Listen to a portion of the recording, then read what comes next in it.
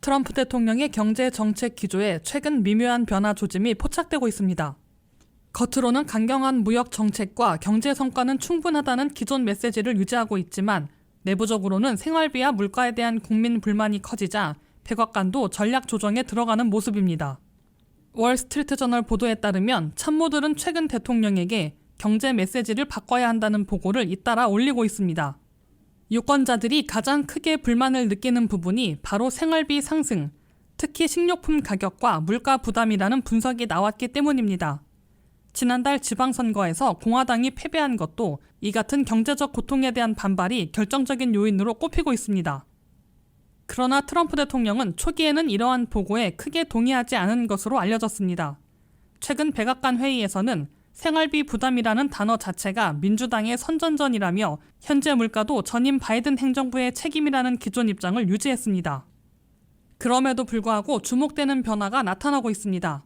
바로 생활비 안정과 관련된 정책 조치가 잇따라 발표되고 있다는 점입니다. 트럼프 대통령은 식료품 가격을 끌어올리는 독과점 문제를 조사하기 위해 농무부와 법무부 등 여러 기관이 참여하는 태스크포스 출범에 서명했습니다. 식료품 업체의 담합과 가격 상승 구조를 직접 들여다보겠다는 것으로 생활비 부담을 의식한 조치로 해석되고 있습니다. 또한 최근 제시된 1인당 $2,000 지급 구상도 주목되고 있습니다. 관세 수입을 활용해 국민에게 직접 현금을 지급하겠다는 제안은 물가와 생활비 부담을 완화하려는 일종의 민생 대응책으로 보이고 있습니다. 강경 무역 정책을 유지하면서도 그 부작용을 보완하기 위한 움직임이라고 할 수 있습니다. 8일 발표된 $120억 규모의 농가 지원 패키지 역시 같은 흐름입니다. 관세 정책으로 피해를 본 농민들을 대상으로 한 지원으로 경제적 충격을 완화하고 지지층의 불만을 누그러뜨리려는 목적이 담겨 있습니다. 트럼프 대통령은 내년 초부터 전국을 돌며 경제 관련 연설을 강화하겠다는 일정을 검토 중인 것으로 알려졌습니다.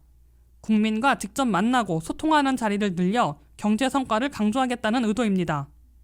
하지만 내부에서는 단순한 홍보보다 메시지를 국민의 고통을 이해해야 한다는 방향으로 조정해야 한다는 주문이 계속되고 있습니다. 트럼프 대통령에게 경제 조언을 하고 있는 스티븐 무어 전 연구원도 생활비 부담이 백악관의 가장 큰 문제라며 지지율이 기대보다 낮은 이유 역시 경제 메시지를 잘못 전달하고 있기 때문이라고 지적했습니다.